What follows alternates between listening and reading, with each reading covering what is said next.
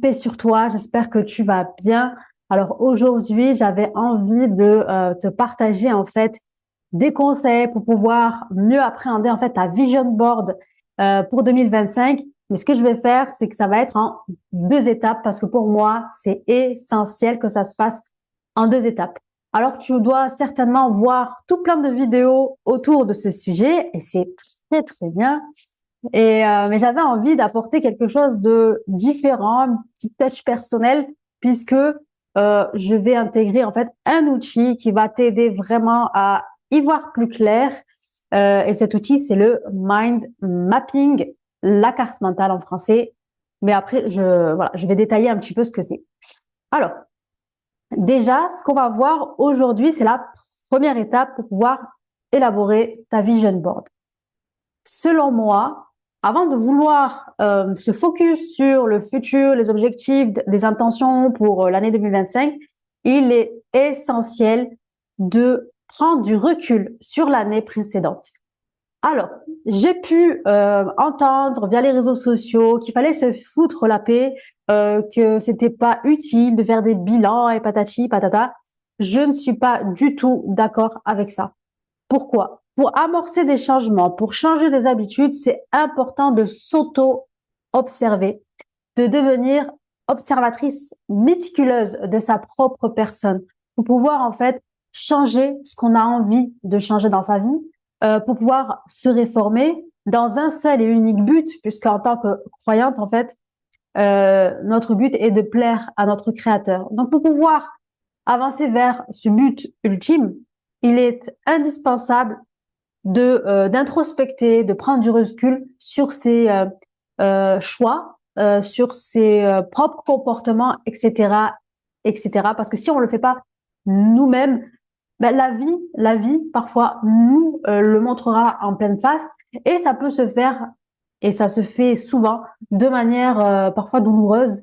Donc, pourquoi ne pas finalement s'éviter, on va dire, certaines douleurs, bien que les challenges dans la vie, c'est normal. Voilà, on a tous challengé dans la vie, c'est ainsi. Mais l'idée, c'est de se dire, bah, pour éviter justement en fait de me prendre plusieurs murs, ben écoute, je vais voir mes propres manquements, je vais voir comment je peux me réformer pour tout simplement accéder de plus en plus à une vie beaucoup plus paisible, à une vie où je peux plus facilement atteindre mes objectifs. Bien sûr que les résultats, et ça c'est très important aussi de le souligner, nous avons des objectifs, des rêves, nous mettons en place des causes, mais le résultat n'appartient qu'à Dieu. Mais il est important de faire les causes. Donc, pour cette vidéo, ce qu'on va voir, c'est comment je peux prendre du recul sur mon année et on va utiliser le mind mapping pour cela. Alors, c'est parti. Installe-toi confortablement. Prends-toi de quoi boire aussi. Et n'hésite surtout pas, si tu le souhaites, de prendre une feuille blanche et de commencer avec moi, en fait, ce bilan de ton année 2024. C'est parti. Donc là, en fait, je démarre la mind map. Donc pour pouvoir mind mapper, on va prendre une feuille blanche qu'on va mettre au format paysage. C'est très important. Sinon, ce n'est pas une mind map. Hop. Donc je te dessine la feuille au format paysage. Ensuite, je vais effacer. C'est pas très droit, mais tu m'auras comprise. Donc voilà, positionne ta feuille au format paysage. Ensuite, on démarre. Tu vas faire un petit nuage en cœur de carte où à l'intérieur, tu vas venir noter ton sujet qui est bilan 2024, tout simplement. Alors, avant de continuer à faire la map, parce que là, je vais un peu vite, du coup, pour te définir en fait ce qu'est une mind map, tu vas le voir parce que je vais la construire cette map, elle va être très simplifiée, hein, je vais pas la faire très complexe, je vais faire au plus simple, d'accord? C'est l'esprit d'une mind map. En fait, c'est un outil de pensée visuelle qui va permettre en fait de clarifier ta pensée et surtout de prendre du recul en mode 360 degrés. Tu vas venir prendre de la hauteur quand tu vas mind mapper. Tu vas avoir une visibilité sur ta pensée Et ensuite, en fait, ce qui va se passer, c'est que tu vas avoir des prises de conscience. Tu vas avoir une facilité à prendre des décisions. Tu vas avoir une facilité à passer à l'action derrière. Donc, pour mind mapper, on a besoin d'une feuille blanche. Le sujet, on le met en corps de carte. Tu vas voir que on va catégoriser avec des couleurs, des branches qui vont te permettre de structurer tes idées.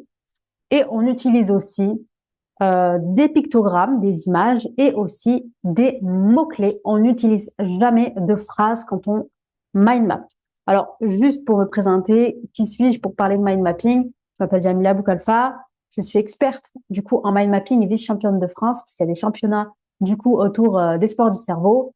Et voilà, je me suis passionnée par cet outil qui m'a énormément aidé à prendre du recul, à débroussailler mes idées, à passer à l'action plus sereinement. En bref, en fait, apporter de la lumière dans mon chaos. Allez, continuons. Du coup, la mind map. Donc, tu as ton sujet en cœur de carte. Très bien. Maintenant, on va choisir des couleurs pour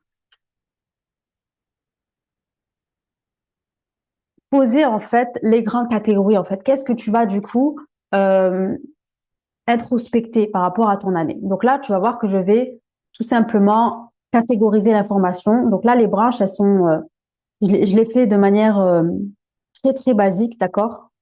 Il y a d'autres manières de faire, j'assiste, mais là, on va faire au plus simple. Hop.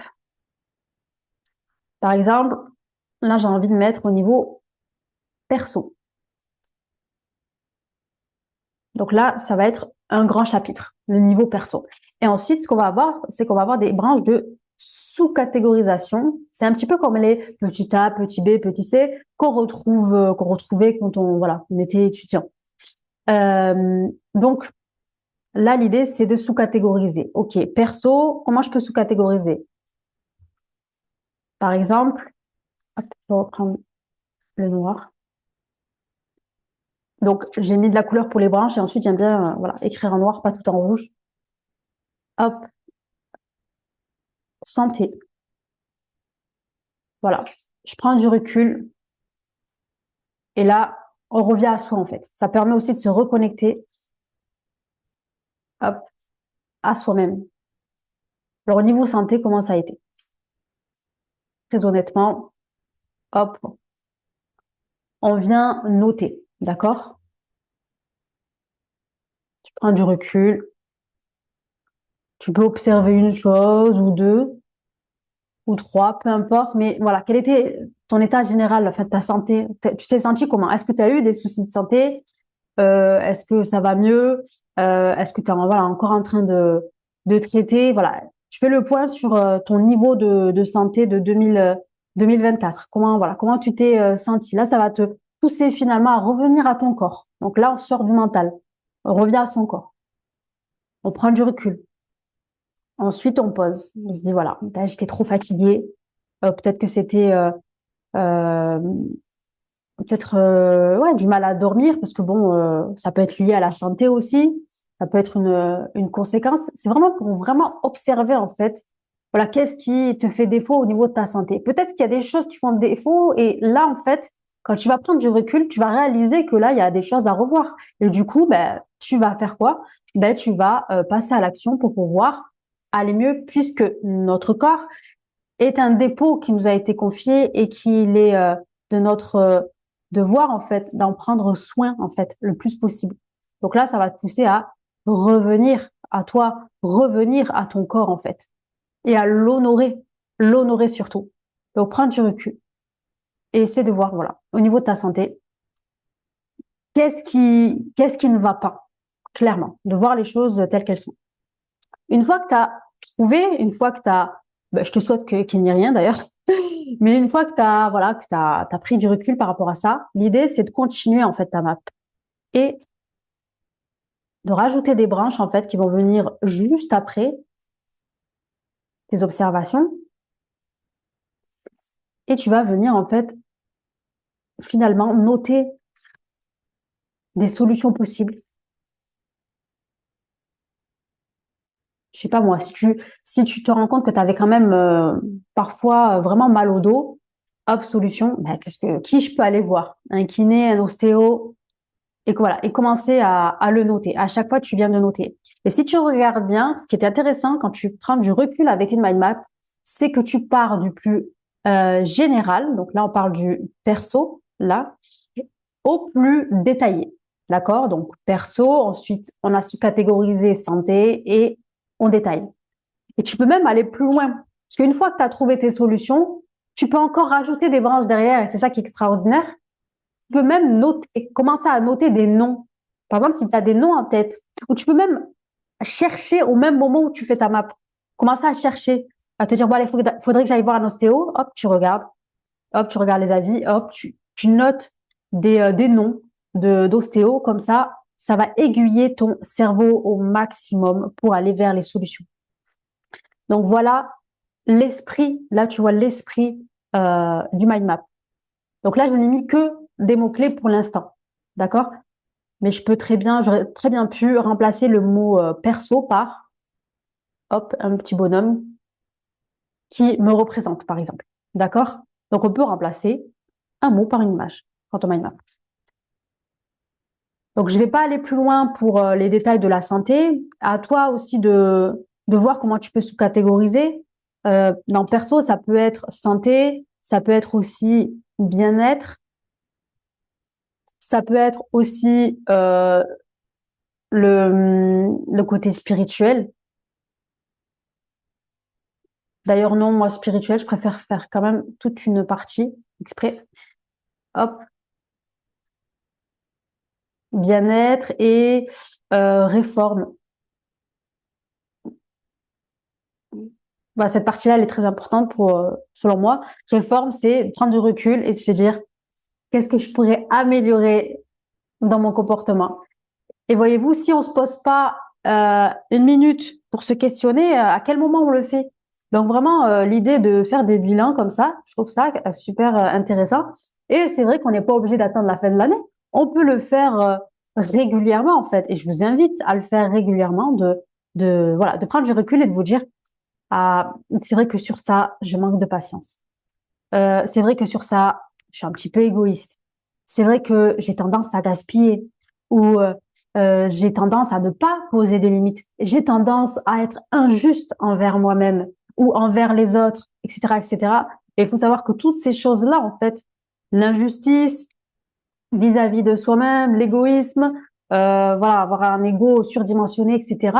C'est des choses en fait qui vont venir piétiner votre âme, qui vont venir endommager votre âme. Et il faut savoir que nous sommes avant tout des êtres spirituels, en fait, qui faisons l'expérience d'une vie humaine. Donc, d'où l'importance de vraiment s'attarder sur sa réforme, propre réforme, et venir, en fait, prendre du recul sur ses propres comportements et apporter, en fait, des changements, puisqu'il n'y a que vous, mais vraiment que vous, qui pouvez amorcer ça. Personne ne pourra le faire à votre place. Si une personne demain vous dit ouais, t'es trop ci, t'es trop ça, vous n'allez pas amorcer le changement. Pourquoi? Parce que l'être humain est ainsi fait. L'être humain a besoin d'autonomie et a besoin de sentir que ça vient de lui. Donc là, même principe, réforme, hop, tu viens, tu notes, tu structures encore, tu mets tous les éléments en lien avec la réforme et tu peux encore ajouter d'autres branches qui viennent après et de poser des solutions. Et ensuite, tu peux encore continuer si tu as des idées de pistes pour pouvoir te réformer. Voilà. Ensuite, tu peux mettre une autre catégorie. Hop, je vais l'appeler la catégorie relationnelle. Elle est très importante. Parce que si on regarde bien, souvent, quand on est triste ou quand on même la déprime, etc., c'est souvent lié au relationnel en fait. La dynamique relationnelle, elle va venir avoir un impact sur nous-mêmes et parfois bah, du coup sur notre santé. Et puis vous verrez que on peut très très bien avec une mind map faire des liens avec différentes choses en fait. Et vous pouvez le voir avec la map par exemple. Par exemple, si je note, je sais pas, relationnel et vous vous rendez compte qu'au niveau, je sais pas moi, je vais mettre famille, hop, vous vous rendez compte qu'il y a eu encore beaucoup de conflits, par exemple, hein. Là, vous pouvez prendre du recul et vous dire, mais cette dynamique relationnelle conflictuelle n'est-elle pas à l'origine, c'est un exemple, hein, mais ça permet aussi de prendre du recul, n'est-elle pas à l'origine de mes problèmes de santé? Et là, vous allez voir que si vous agissez aussi euh, dans un volet, entre guillemets, dans un domaine de vie, bah, ça peut aussi, du coup, avoir un impact, parce que tout est holistique. Voilà, je trouve que c'est holistique. Enfin, la démarche de mieux-être, elle est holistique. Donc, du coup, vous pouvez créer du lien entre les différents éléments, en fait. Vous pouvez même trouver des réponses, en fait, à vos questions. Vous pouvez comprendre les causes de certaines problématiques. D'accord?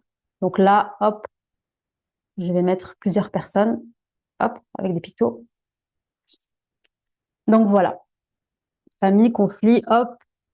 Et l'idée, c'est de continuer, en fait, à chaque fois et de se dire, qu'est-ce que je peux faire? Comment je peux sortir de cette spirale? Ça fait combien de temps? Et n'est-il pas temps que que ça s'arrête? Etc., etc. Si vous êtes marié, couple, voir, voir un petit peu la dynamique, comment ça se passe, les ressentis, euh, comment tu, comment tu te comportes vis-à-vis de l'autre, comment l'autre se comporte vis-à-vis de toi, et ainsi de suite. Comment on peut faire pour améliorer les choses s'il y a des choses voilà, qui ne vont pas, etc., etc. Hop. Enfant, si tu es maman, c'est important aussi d'avoir cette capacité à s'auto-observer au niveau de son comportement vis-à-vis de ses enfants, euh, de regarder les choses telles qu'elles sont, d'être honnête avec soi-même. Est-ce que dans certaines fois, j'ai pu être toxique? Est-ce que j'ai pu être injuste? Est-ce que j'ai pu ne pas donner suffisamment de temps à mon enfant, etc., etc. Essayer de voir un petit peu ce qu'il en était à ce niveau-là. Et à chaque fois, essayer de voir quelles solutions on peut apporter. Bien sûr, moi, ce que je vous invite à faire, c'est des petits pas. On peut pas tout changer d'un coup.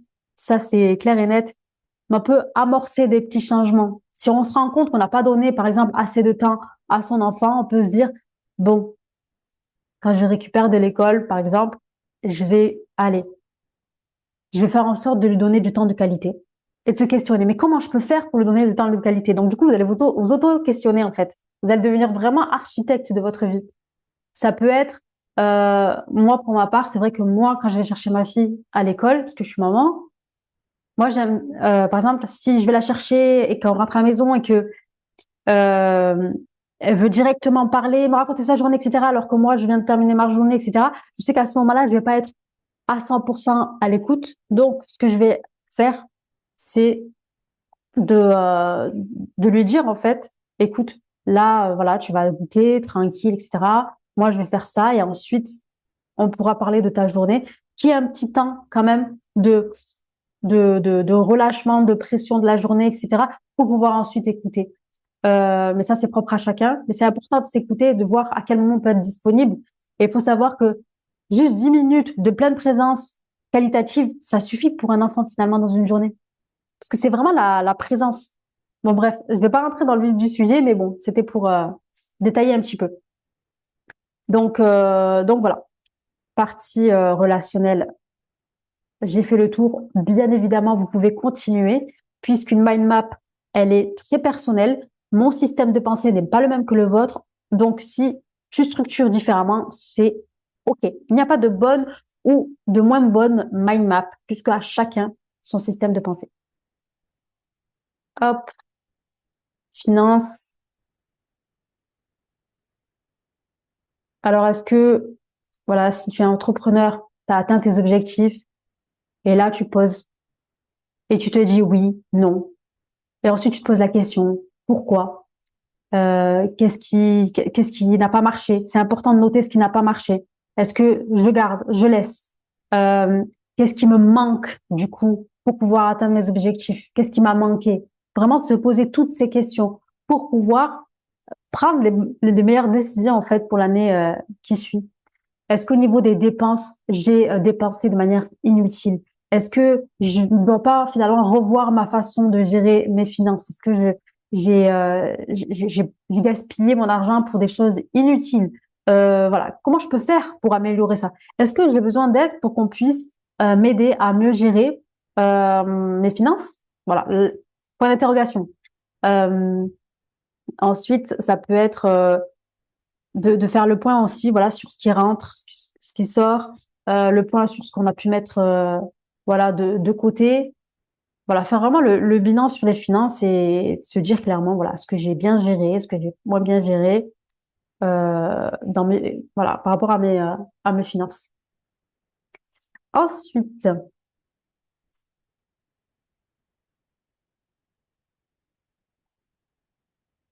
spiritualité, très important. Alors, tout est important, d'accord? Il n'y a pas forcément, j'ai, voilà, j'ai pas commencé par spiritualité, même finalement, j'aurais peut-être pu commencer par celui-ci, mais c'est pas un souci. De toute manière, on voit les choses en mode 360 degrés. De toute façon, quand on mind map, tout est important. Donc, spiritualité. Alors, d'accord. Ah, attendez 2 minutes. J'ai envie de mettre, du coup, un picto. Hop, je vais mettre un dollar. Et pour spiritualité, qu'est-ce que je peux mettre? J'ai envie de faire, je sais pas pourquoi, je mets un soleil. Pourquoi? Parce que je trouve quand on travaille à niveau spirituel et tout, on rayonne. Donc voilà, j'ai envie de mettre un soleil. Alors, spiritualité. Voilà. Est-ce que comment ça se passe au niveau de mes prières? Est-ce que je prie? Est-ce que je prie pas? Est-ce que quand je prie vraiment? Voilà. D'être honnête avec soi-même, de prendre du recul. Coran, quel est mon rapport au Coran? Parce que quand je lis, je sens mon cœur vibrer. Sinon, pourquoi? Qu'est-ce que je pourrais mettre en place? Est-ce que j'arrive à me connecter au Coran? Comment je pourrais faire pour même me connecter au Coran ou voilà pour les personnes qui sont pas de confession musulmane, pour voilà ce qui est en lien avec votre spiritualité, hein. Moi, voilà, je parle de prière, Coran parce que je suis musulmane, mais vous pouvez très bien adapter à votre spiritualité, bien entendu. Donc voilà, hop, on sous-catégorise surtout. Et un point, j'aurais dû le mettre en premier, c'est comment je me porte avec mon elif. Le elif, en fait, c'est la première lettre de l'alphabet en arabe. Le elif, quand on voit que c'est une barre verticale qui représente la relation verticale avec son créateur. Quand on écrit la lettre elif, c'est du haut vers le bas. Qu'en est-il de ma relation avec mon créateur? Est-ce que je vais vers lui dès que j'ai un problème? Est-ce que je lui fais suffisamment confiance? Est-ce que je me soucie plus de ce que les autres vont penser de moi que ce que Dieu va me penser de moi? Et j'ai envie de vous dire, cette question-là par rapport au bilan, ça devrait être la première parce que la relation verticale ici va déterminer, hop, on peut faire des liens là, hop, les relations horizontales de toute manière. Donc, comment est ma relation avec mon créateur? Est-ce que je sens de l'amour pour mon créateur? Est-ce que j'apprends à le connaître? Est-ce que je me dirige vers lui? Est-ce que je lui fais confiance? Comment va ma relation verticale?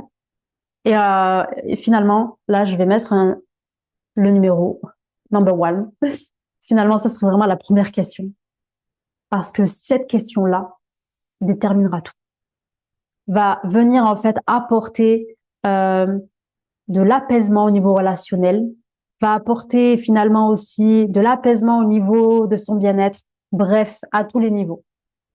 À tous les niveaux. Donc cette question, elle est centrale, elle est indispensable.